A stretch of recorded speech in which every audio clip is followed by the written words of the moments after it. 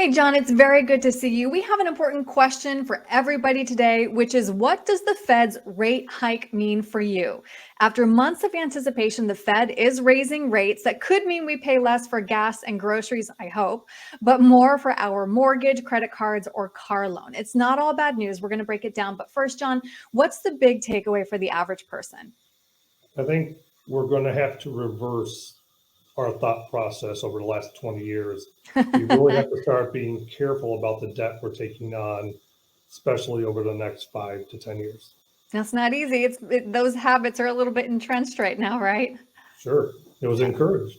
Yeah.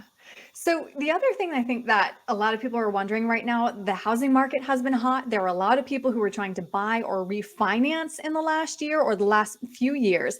And now with rates going up, John, take a look, the 30-year fix now 4.67. You and I were talking, I remember, back when they were under 3. So is now the time that somebody should be buying or refinancing before those rates creep even higher?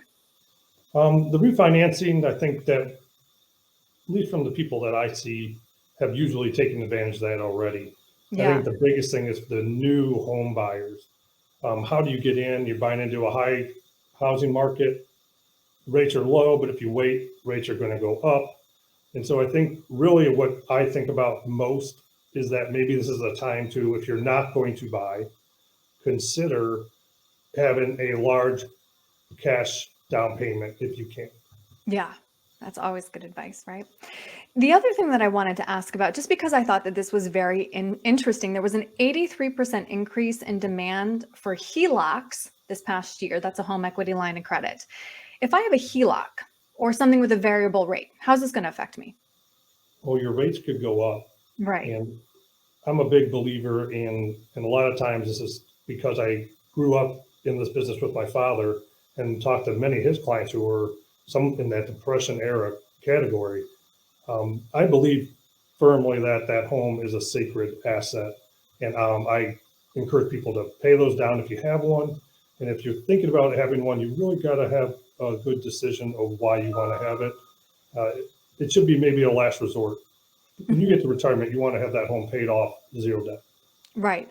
And this is something that's such an unknown, right? Because anything with those variable rates, you don't know what you're going to pay, what your payment's going to be 1 year from now, 3 years from now. And really what it hits is your cash flow.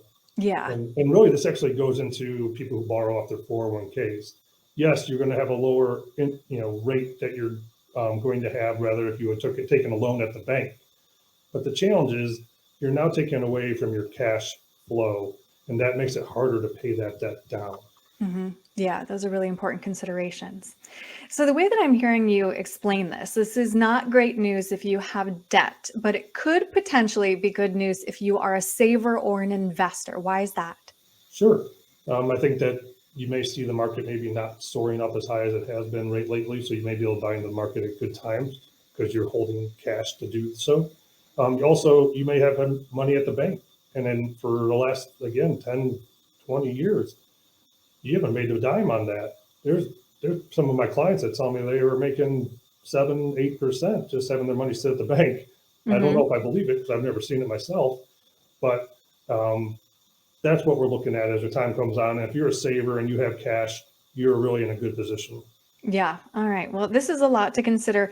John, it was really helpful to have you walk through this with me. If somebody would like to talk to you more about prioritizing paying down their debt or what they should be doing with the money that's sitting in the bank right now, what's the best way to reach you? I think our website, Clark Wealth Management, I'm at clarkwealthadvisor.com, and our phone number will come up there as well. Give us a call, email us, and we'll help you in any way we can.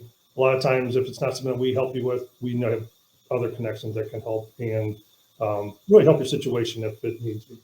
Yeah, no, you are backed by a team of experts, which I think is really wonderful. John, this was very helpful. Thank you. Thank you so much.